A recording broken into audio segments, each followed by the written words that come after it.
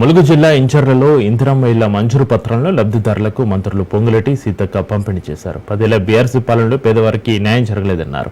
రాష్ట్రంలో ఆర్థిక పరిస్థితి బాగాలేనప్పటికీ పేదల అభివృద్ధి కోసం ప్రజాప్రభుత్వం వేల కోట్లు ఖర్చు చేస్తుందన్నారు. మొదటి విడతగా రాష్ట్రంలో 4.5 లక్షల ఇందిరమ్మ ఇళ్లను మంజూరు చేశామన్నారు. అర్హులైన ప్రతి ఒక్కరికి ఇందిరమ్మ ఇళ్లు అందుతాయన్నారు.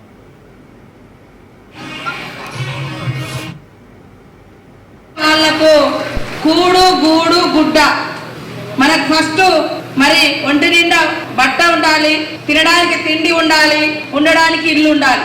ఇది ప్రతి ఒక్క మనిషికి కావాల్సినటువంటి అవసరాలు. కానీ మీరు చూస్తే ఆ రోజు వైఎస్ఆర్ గారు కూడా పెద్ద ఎత్తున ఇల్లులు ఇవ్వడం జరిగింది. మళ్ళీ ఈ రోజు రేవంత్ రెడ్డి గారి నాయకత్వంలో పొంగులేటి సీనన్న గారు పెద్ద ఎత్తున మరి మన గవర్నమెంట్ వచ్చిన 1 year లోనే దాదాపుగా 4.5 లక్షల మందికి రాష్ట్రంలో ఇల్లులు ఇవ్వడం జరుగుతుంది. మన నియోజకవర్గానికి చూస్తే తెలంగాణ వచ్చిన కొత్తలో మరి ఆ రోజు ఏమన్నారు టీఆర్ఎస్ గవర్నమెంట్, ఇగో డబ్బా ఇల్లు ఎందుకు కట్టుకోండి, మనం ఆ రోజు 1 లక్ష రూపాయలతో ఇల్లులు ఇస్తా ఉంటే 1 లక్ష రూపాయలతో ఇల్లులు ఎందుకయ్యా, మేము డబుల్ బెడ్రూమ్ కట్టిస్తాం, డబ్బా ఇల్లు ఎందుకని అన్నారు.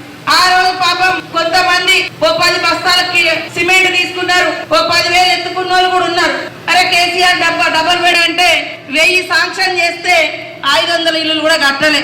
500 ఇల్లులు కూడా ఎక్కడెక్కడ బిల్లులు ఇవ్వకుండా అవి కూడా అట్లనే